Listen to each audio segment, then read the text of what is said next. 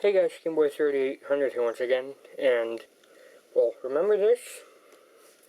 I really do hope you do, because this is the rare Sager, Clevo, Widow PC, whatever you want to call it, D7TW, or D750W, whatever. This has an issue with it. One or two things happened. Either one, the GPU died, which is under here. Actually let's remove the wireless card because it's not the right wireless card. And I found out that there was one underneath the battery all along, so, yeah. Mistake on my part? Nah, bad design. Of course it's my fault, but I'm going to blame it on the computer so I don't look bad.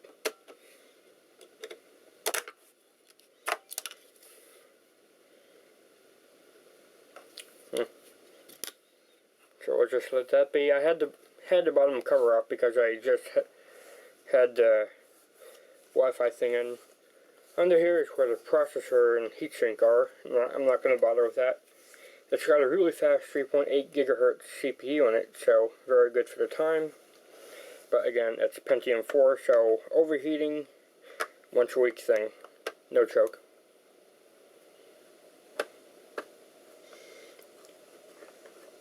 I still don't know whose idea it was to put a desktop P4 into this small of a laptop case. I'm sure you've seen in the HP ZD8000 or Compaq NX9600 or X6000. It needed 3 fans alone in the entire rear end to cool a 2.8, 3.2, 3, or 3.4 gigahertz processor, Pentium 4. And am I missing one? I probably am.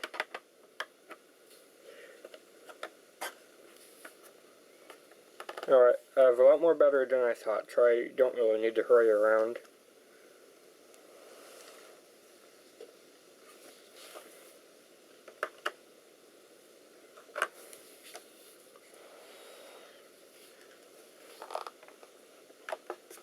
I see. It goes sideways.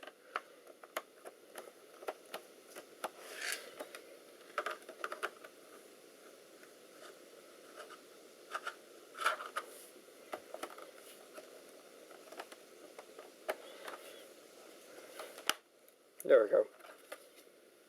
I knew that wasn't a screw, it's a TV tuner.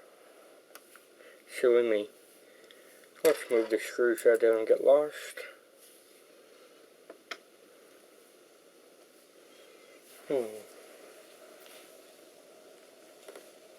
Do I have the miniature green screwdriver anywhere?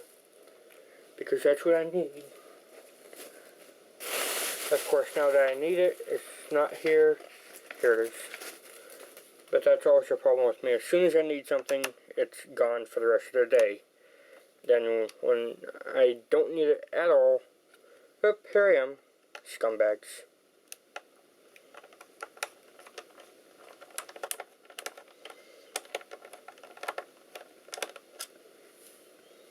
Screw 1.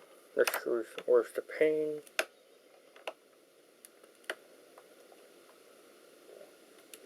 There we go.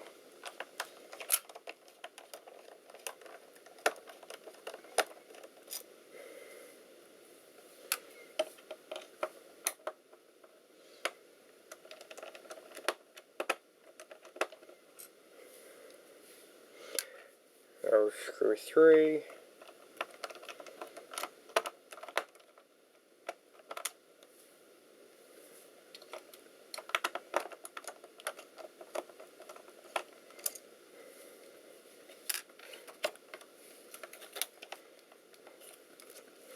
I forgot that there was a hard drive in this computer.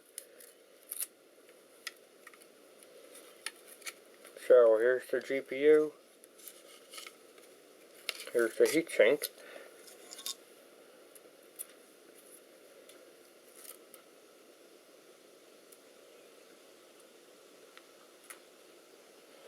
The heatsink itself and the GPU itself doesn't seem to be hurt in really any way, shape, or form. So what I'm going to do next is flip it over and take off the keyboard.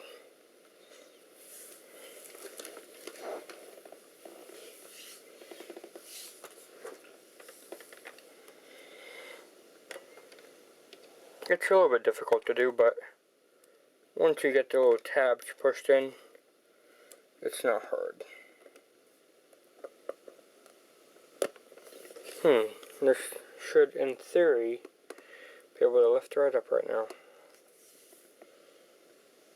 Let's switch it to the flathead.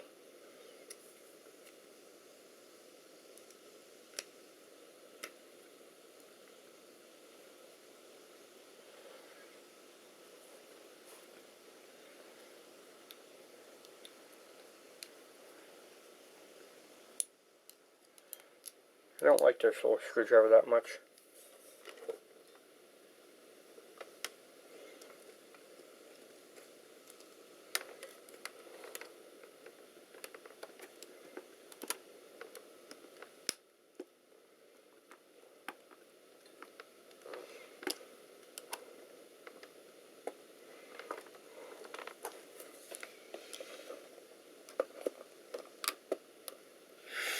Right now I'm wishing I put the fan on up above me before I started this video. I bet you I need to do some keyboard screws, as my luck always happens to be that kind of way.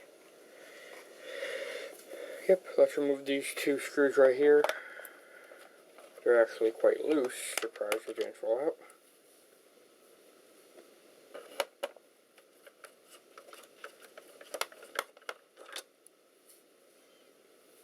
Let's remove this center one here too, just for the heck of it. All the same size, don't need to worry about anything. Here we go.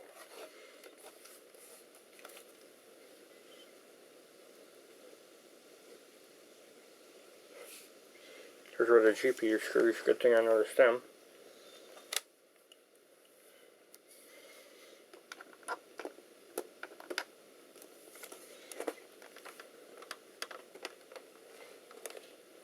Here you can see my sock, I think.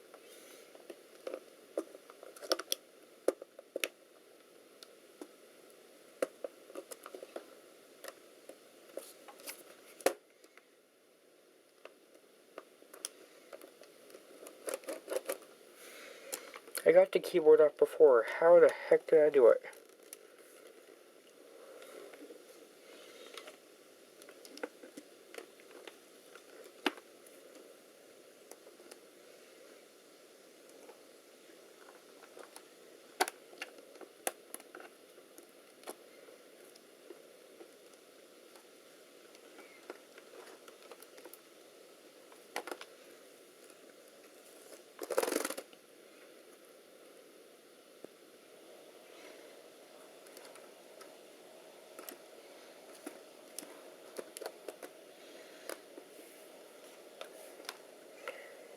I bet you're probably yelling at me, screaming, "Stop wasting our time, you jerk."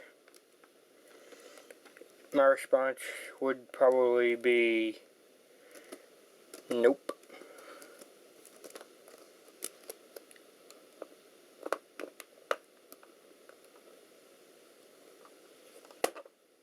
Bah.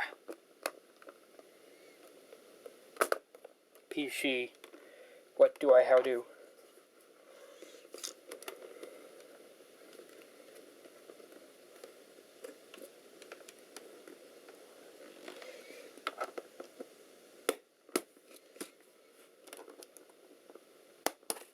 There we go. Okay, so that's up finally. Now there's a little panel here. Need to remove the screws to this.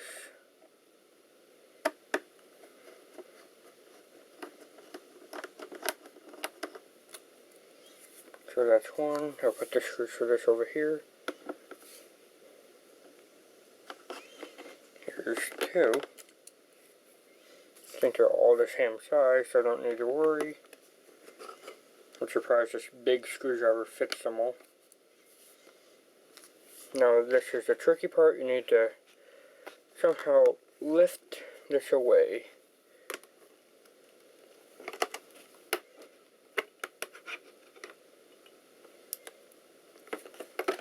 There we go. Now here you can see the two RAM cards. I think one, if not both of them, have gone bad. There's a lot of extra little things here for expansion cards. I wonder what they're for actually. That would be a very interesting video. But yeah, two 1 gig cards. And now I have over here a big old box of memory with a bag of, not bag, bubble wrap attached to it for some unknown, inexplicable reason. Inexplicable. Now I have to find a matching memory card. I only need one or two. And I think I already found one, or no, just missed it. These are obviously not it. If you ever wondered what the memory card out of a compact SLT 286 or 386 looked like, here it is. Just for laughs, I guess. Nope. Nope. This one. Again, nope.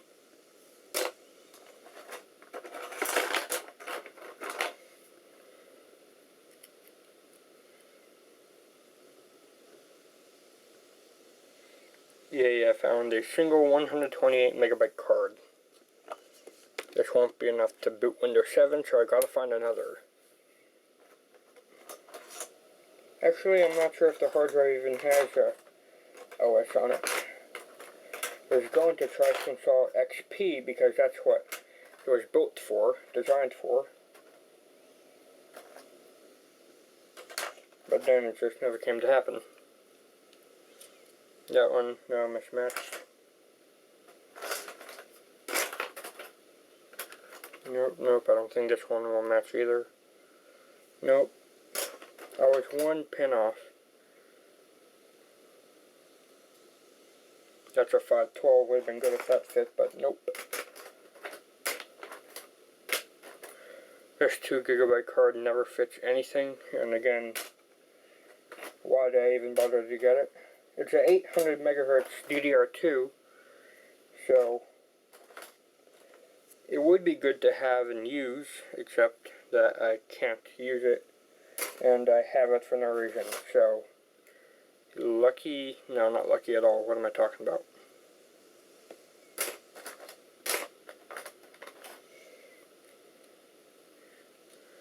And here's the second 128 megabyte card.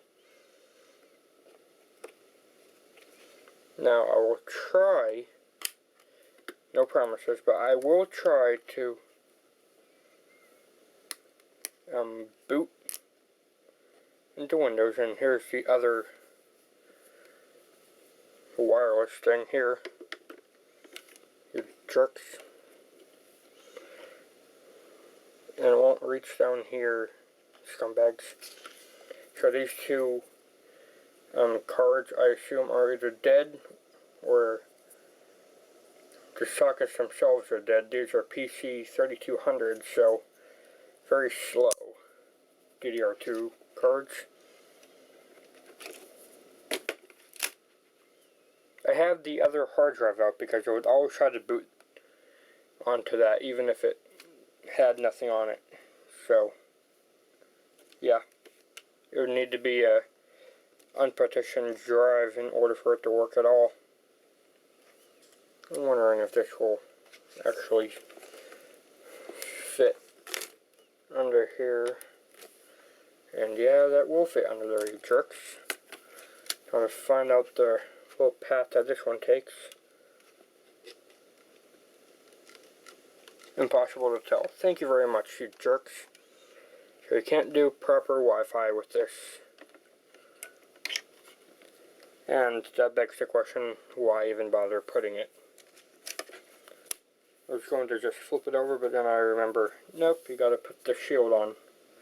This is one of those computers that needs to have all the shields connected good and tight in order for it to work. So first off, you gotta shove this under there, and then put that there. Screws are all the same size, so we'll put them in at random. It's got 256 megs of RAM. That's good for it starts for XP with that processor. 3.8 gigahertz. It's quite good. If I ever get new RAM cards, this will be the first one to get it.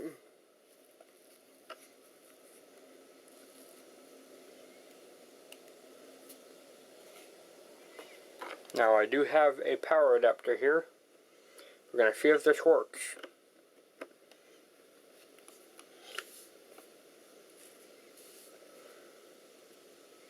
So I'll need to walk behind or above or through or under the camera, or just do a weird jump cut to where I go to the thing, plug it in, and then supposedly it works.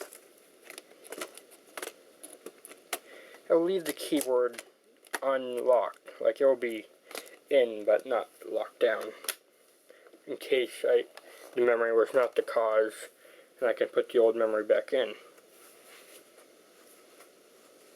Hold on for 1 second while I try one thing out.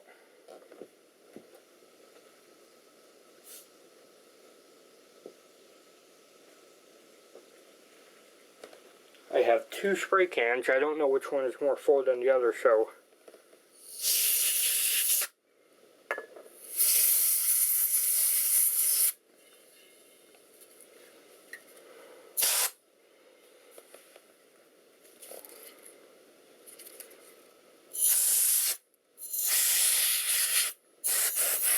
that was quite dusty actually, so if that was the cause of the entire no video issue, I am going to kill something. Probably a rock, in which case, yeah. I always hated how this special GPU needs to be hooked up. It actually looks like the same connection that the MALX GPUs have. Potential upgrade? Downgrade? No one knows. Sure, it appears to be in the right shape. Let's blow out the vents. I already did before, but can't hurt to do it again.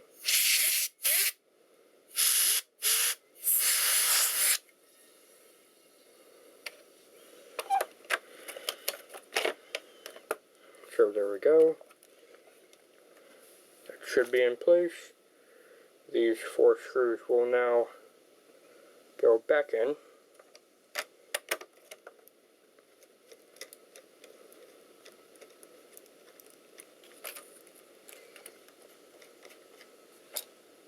Supposedly.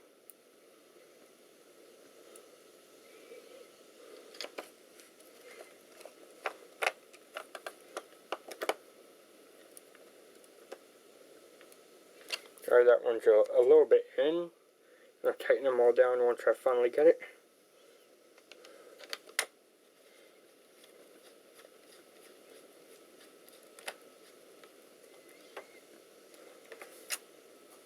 No.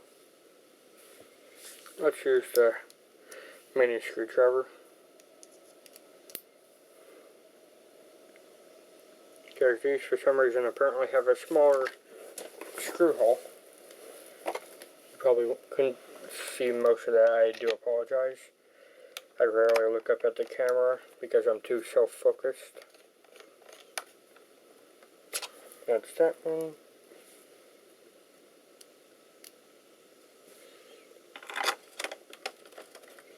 I start school tomorrow, Thursday. So, videos less common, I guess you could say.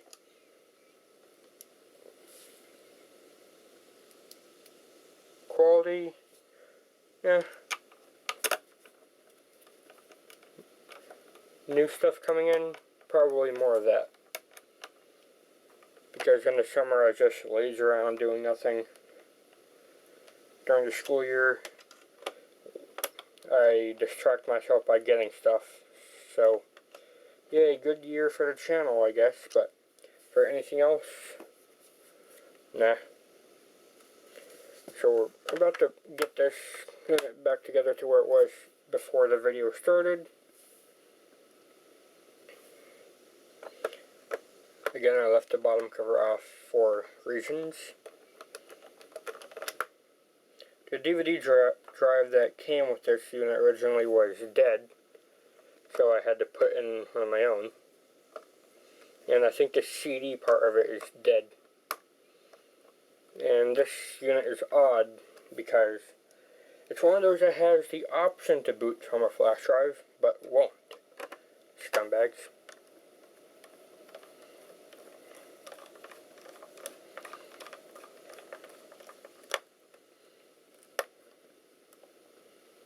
Maybe I did something wrong. Probably that.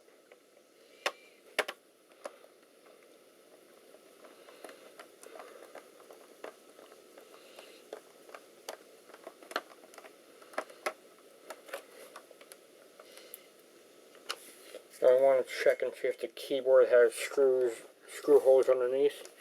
If it doesn't, then I can put the last 3 screws in.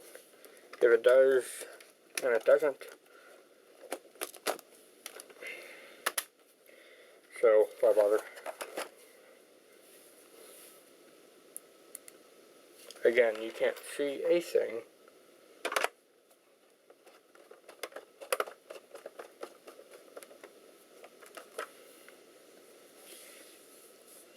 This laptop is missing 1 hinge screw, but that won't affect it because it turned on before.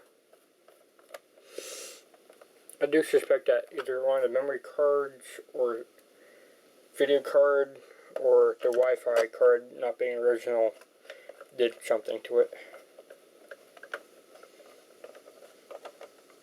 These performance computers can be very, very picky, so I'm going to do a very awkward jump cut and see if we got it. See you then. And yes, it is awkward, and behind the screen you can see my pitiful excuse of a guest room, and we're going to attempt to turn it on.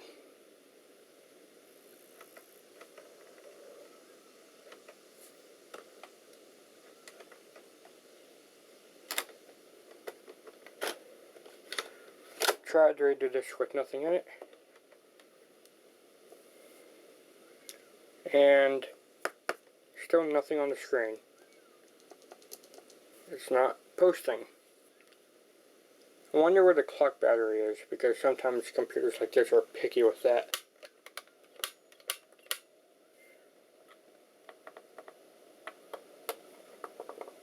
This would be a very good computer to use, but I don't know. The fans are kicking up for some reason. But as you can see, nothing. Still broken, still don't know what's wrong. If you do, let me know. So, yep, failed video number 1. See you next time. Gameboy out.